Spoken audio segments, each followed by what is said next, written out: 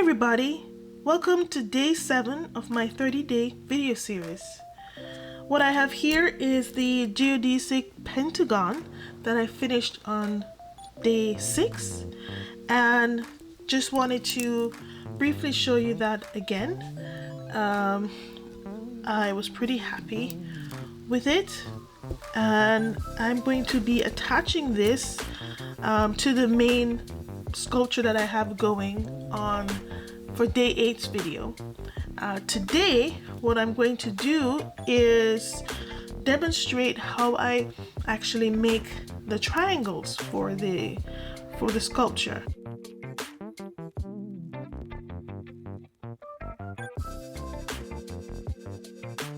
We've got some ways in, a week in, and now we're into week 2, and I thought this was a good time to demonstrate how I make my triangles.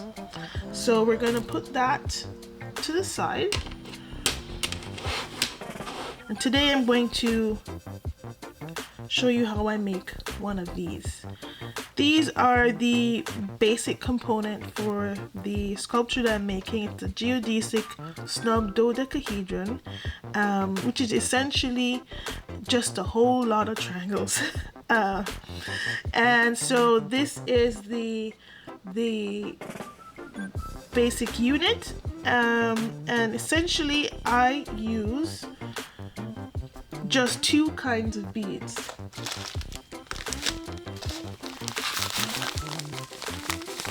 I use size 8 and size 4 green iris preciosa Czech beads. I get these from John Beads, which is a wholesaler in Toronto that I would recommend to anybody. Their customer service is really great, and I really love the green iris beads. I think they're really beautiful. So I have 2 piles going here.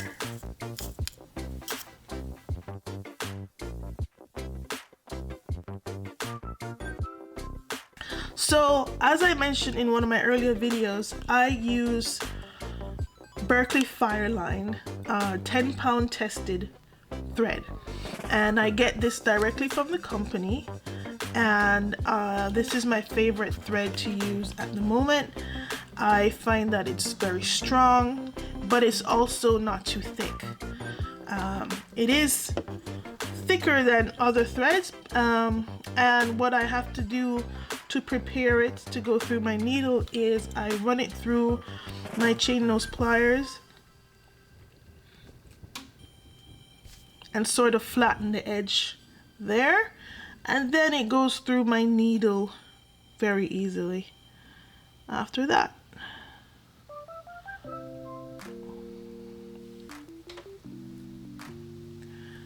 Thing I like too is that because it after I pull it past the flattened part, it's a bit thick again, it doesn't really move. So sometimes, I don't know if you other beaders have this problem, you're beading and the needle just comes off the thread. It's very annoying. So with this thread, it sort of just stays. Usually sometimes it comes off, but 98% of the time it just stays where it is, and that really saves time of me constantly rethreading my needle. Let me just talk about, these are the needles that I use. John James extra long beading, size 12 needles. I really like these. I got these from a company in the States called Fire Mountain Gems. I used to buy from them a lot when I was living in New York, and then I actually haven't needed new needles since I moved here. Funnily enough, I'm a stickler of trying not to break my needles, so I've actually been using this needle for a couple of years now. It is you know, not straight, as you can see from my grip, but I reached a point in my practice where I don't break my needles anymore. I used to buy tulip needles, and I found that those needles broke easily. I don't know what you other beaders have experienced, but those used to just snap, and it was very frustrating because they're not cheap, right?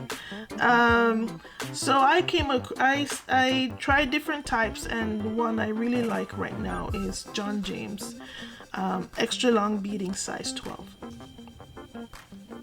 So got the thread on the needle, and for triangular peyote, it's really simple.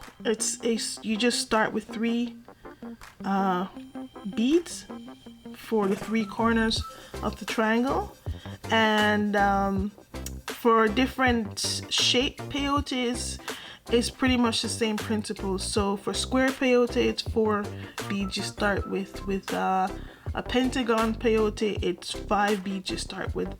Some people like to start with 10 and then stitch through having the first 2 rows, but I actually like starting with 5 because you get a really nice tight center.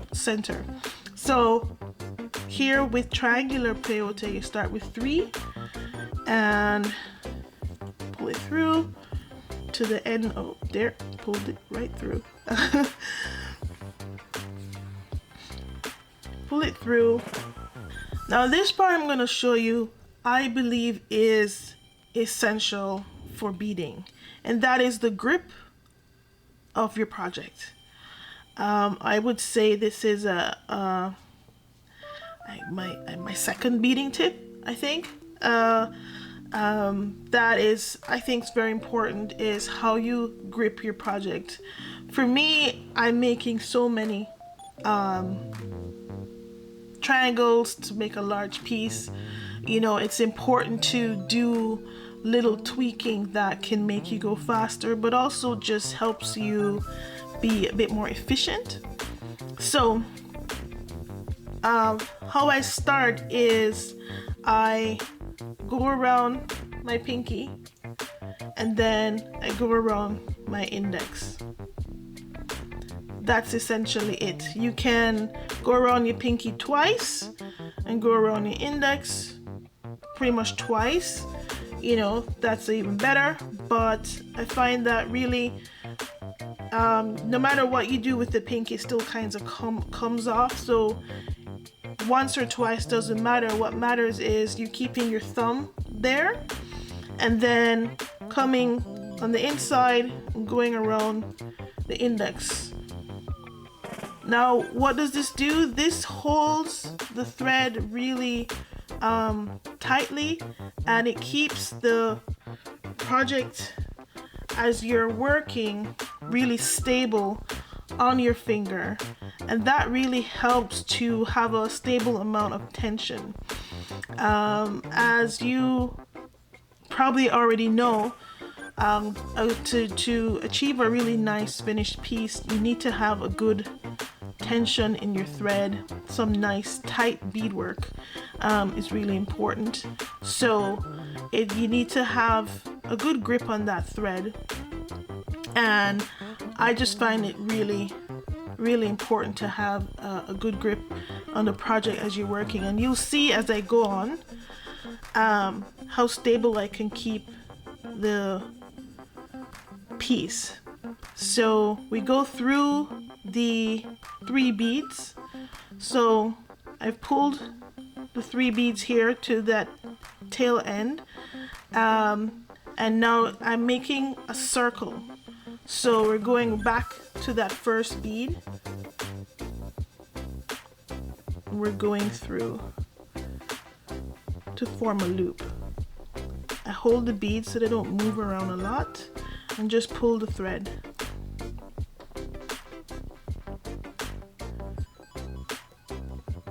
So we have a circle, and you go back again through that first bead, and that really creates a tight center there. So loosening my grip there again. Here I don't always use my thumb. I can use my other finger to hold that thread, but you can see I'm pulling and it's not moving, and that's really just what's important. So I have that initial first row where you can see the 3 points of the triangle, and it's nice and stable. So I'm left-handed. One of my viewers commented that I actually forgot that not everybody's left-handed. So I guess I do it from the left side to the right. I'm actually not sure how right-handers do it differently, because I've been doing this for so long. But that would be an interesting discussion, how different beaders, left-handed and right-handed, go about their project. So let's begin. The first step here is you picking up 2 beads, 2 of the size 8, the smaller beads, and going through the second bead there on the edge. You always have to sort of fix your beads. You see how it really helps having the thread here tight around my fingers. My project's just stable there. It's not moving around a lot. As I pick up speed, that really matters. So you always want these 2 beads in a sort of V formation along the sides there. So you're doing that for every corner. 2 beads.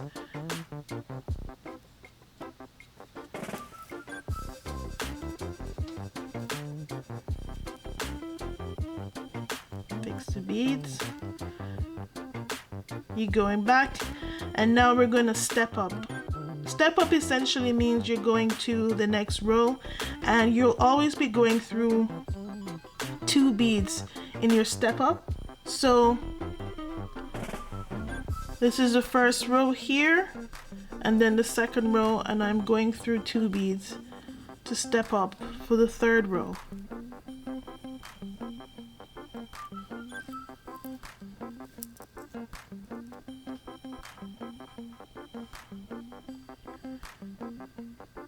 And that's essentially the first 2 rows of the triangle peyote.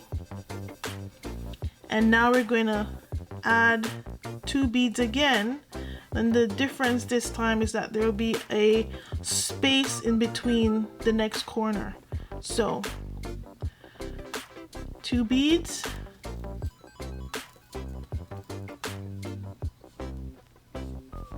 didn't have to fix that one. 1 bead for the side here. Peyote is really easy. A lot of the stitches are really pretty logical as you go along. So with this particular pattern, it's really simple actually. You just add 2 beads at the corner. And the thing with peyote is that you'll always see the space where you need to add a bead. So here we have 2 beads that are slightly above the first row, and there's this gap here. That's where 1 bead would go. So it's really easy to follow along visually.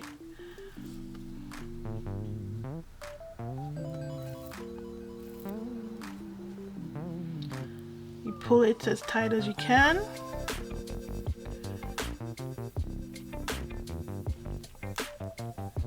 Having a good tension on your project is important.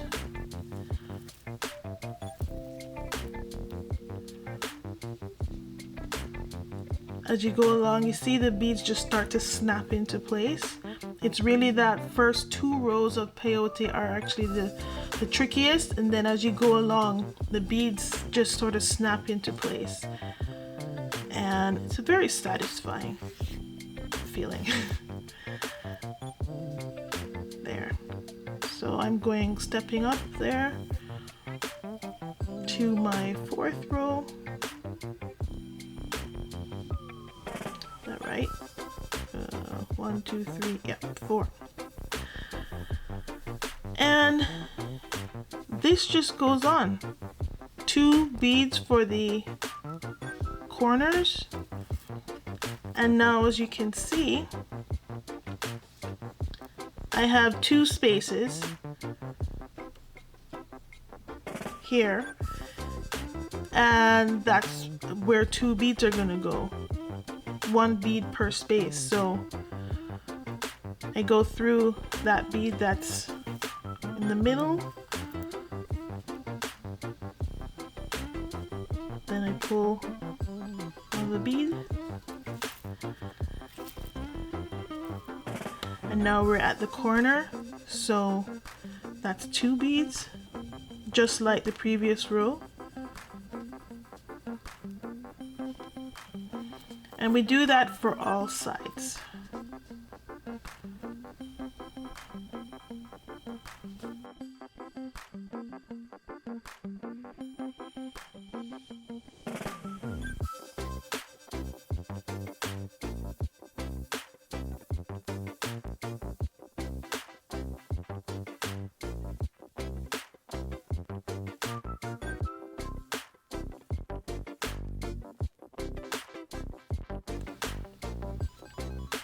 Okay, now here's where the pattern changes a bit.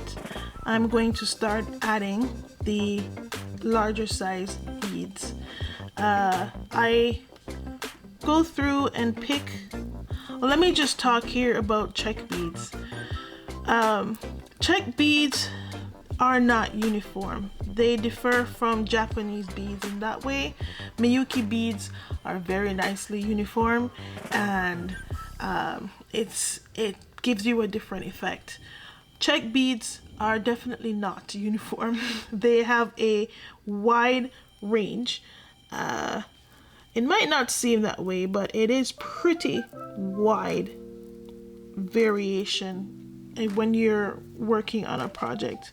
So let me find a better. Okay, here's a really thick one.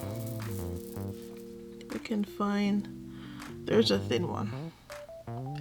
So I hope you can see these, but you can see here the difference in the same pack. This is a bead that is about 2/3 the size of this bead here. It's also a different shape. You can see that this one's more round and this one's a little bit more square.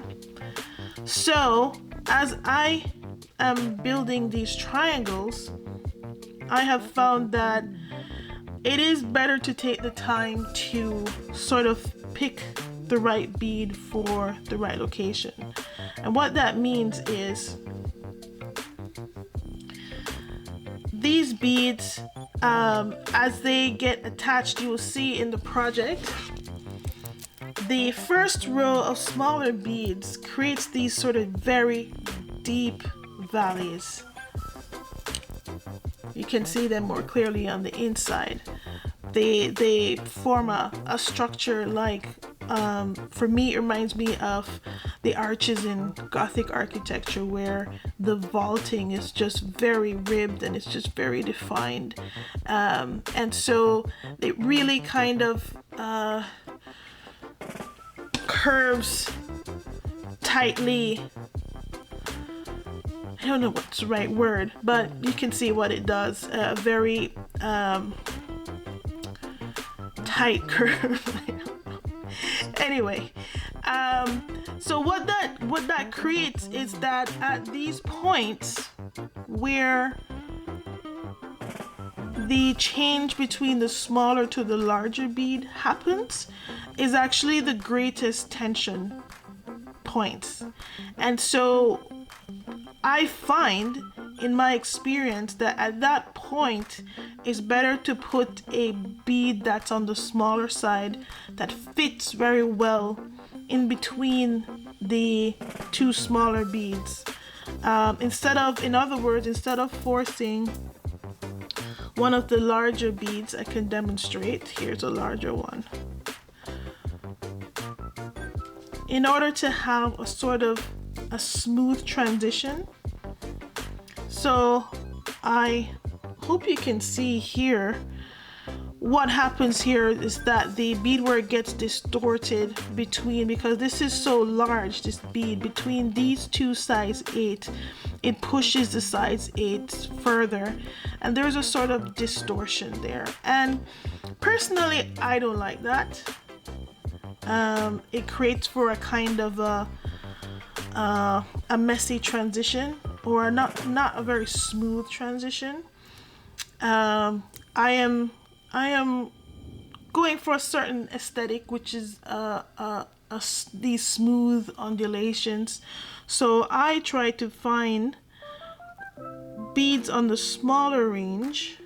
Here's a good one that you can see. It's a big difference from that bead I just picked up. I mean, that's almost 50% of the width. And so that one will fit very nicely in this gap here between the two size 8 beads. And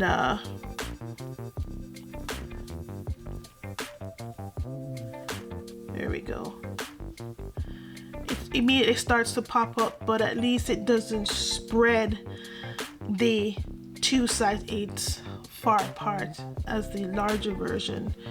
And that sort of allows for a smoother transition between the two beads. And then by the next one up, I go back larger because I do want to retain that tension. It's a play between having too much tension or just enough tension. And so that's just my choice for my purposes. That I try to do that. It takes a little bit more time to, you know, pick the right bead, but it makes me happy. So, and so we go on doing that for all 3 sides.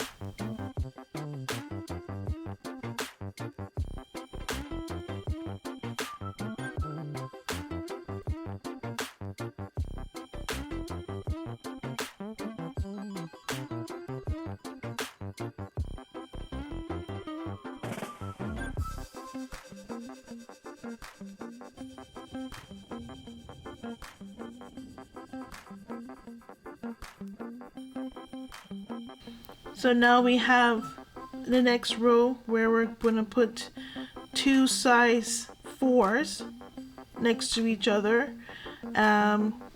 It's really easy to follow along because the size 4 is there. That means there's 2 on either side.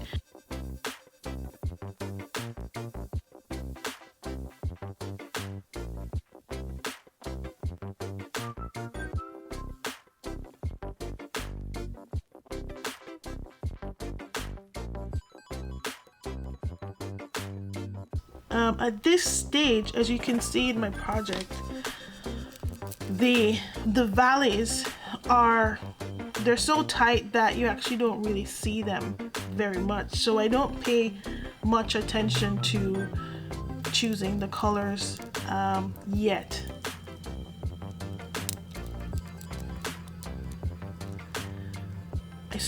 You really start to see the size 4s, and so that's where I start to care about the coloring. With the size 8s, I don't, and then the first row of size 4 is where that sort of starts to determine the color changes.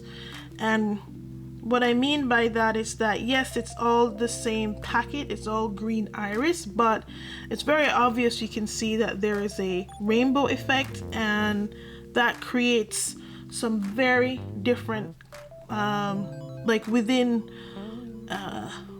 one row you can have this kind of varied coloration where this is more green, this is blue green, this is purple, this is very pink. And just for my pieces, I try not to have a totally random a totally randomized effect. I prefer to have a sort of a grading of the color as much as possible. I try not to get too obsessive. I really struggle with that. And I don't know if other beaders are obsessive too. I think it sort of goes with the practice, but maybe that's just me. But I think it's just for me, it's more aesthetically pleasing on the eyes to have a kind of wave, a smooth changing between the colors. That's what I go for.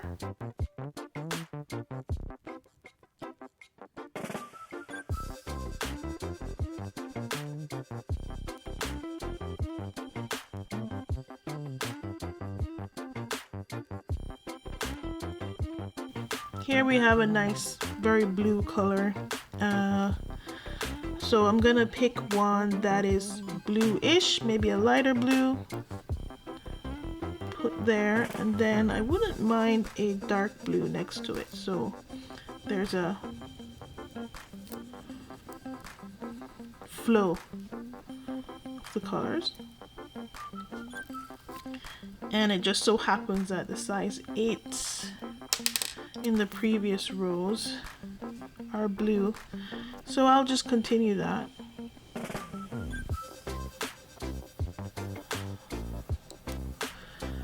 That's too dark.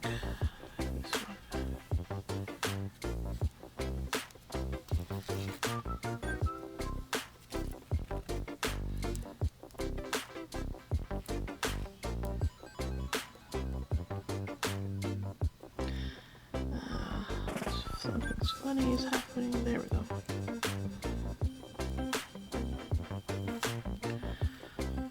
Okay. You can start to see that curvature happening that occurs when the two bead sizes are together. That just occurs naturally from the material, and I try to accentuate that. That's why I get such sort of dramatic curves. I consciously accentuate that.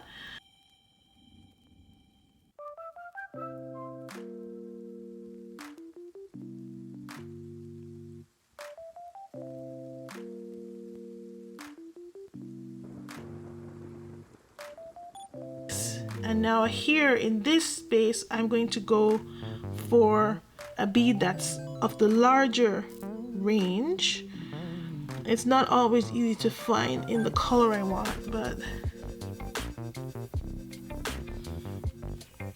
again, I try not to obsess about it. I think a nice blue will go there. And this is, you can see the difference between the bead right below it. And I put that there, tighten it so that it curves, and you can see that sort of dramatic curve, and that's what I'm going for. And now in that other side, go back to the side.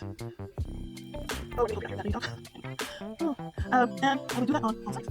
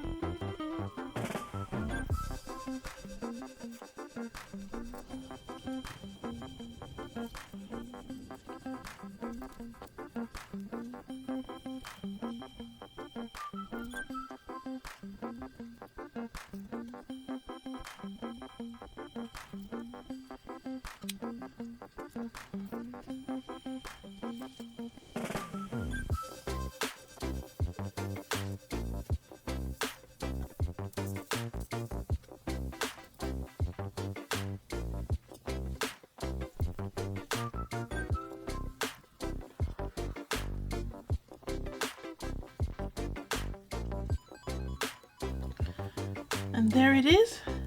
There's the triangle. I have a nice sort of blue gradation going here, a green blue, and this one's mostly blue, and I really like that. I'm going to add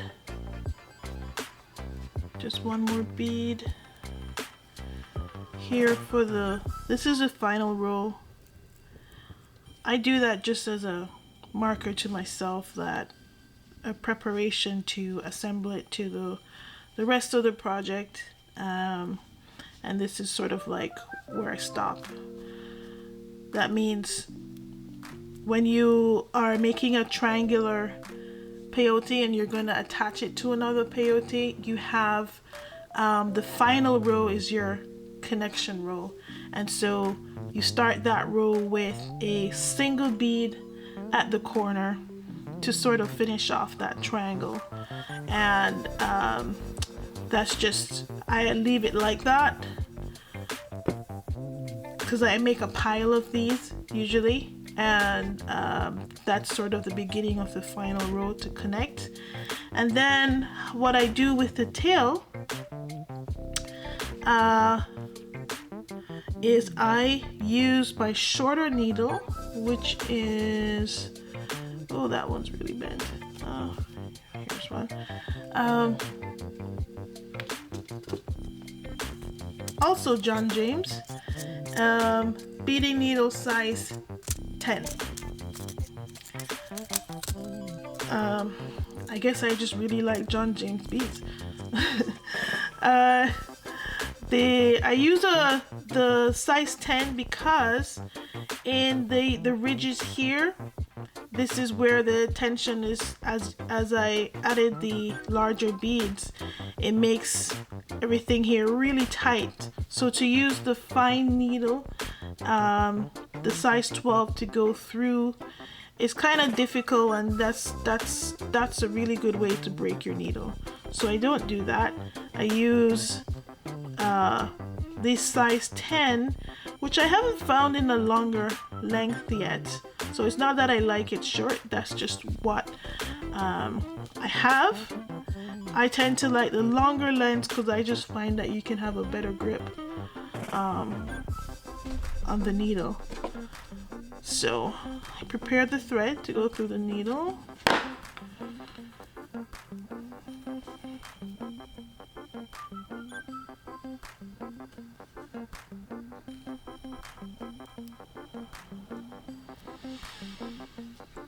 And here's what I do to tie off the tail. I hope you can see the beads there, but I essentially weave it back in through the beadwork, and I like to do double knots, whether it's the tail that I'm tying off or when I am assembling the triangle to the project, which I think I'll do in another video. I'll demonstrate that. But here I do that just because it makes me feel it satisfies my anxiety that the thread will never come undone. It's probably not necessary, but I do it anyway. So I go in the beadwork up 2 rows. At this point in my practice, I do the same thing. I've sort of reached a point where I do it the same way every time. So I go up 2 rows and I come over here. It kind of doesn't matter how you weave through the beadwork. I just try to do it in a way that's both tight and invisible. So I come over to this bead and I start the knot, which is just a simple knot. Go down, back up, knotted.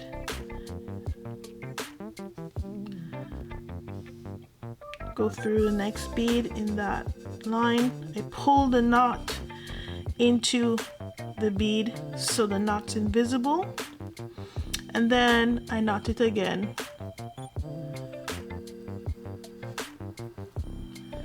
So what I'm doing is, you probably can't see that because that's just too fine, but there is a thread bridge in between two beads, and I am tying the thread around that thread bridge. So I'm going around it, back up the other side with the needle,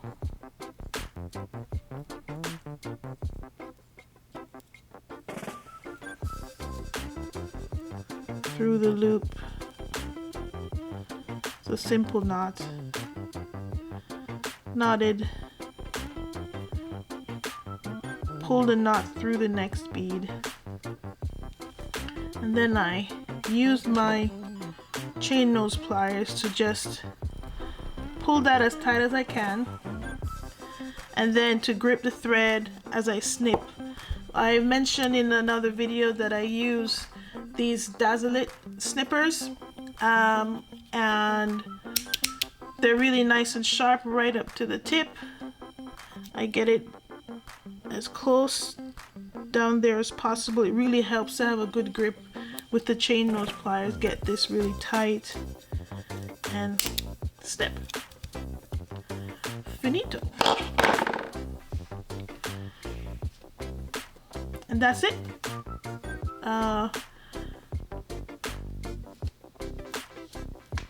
That's the triangle that I used to make this sculpture.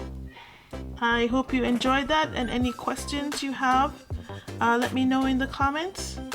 I will answer them as I can or make another video. So I hope that helped. Thank you very much.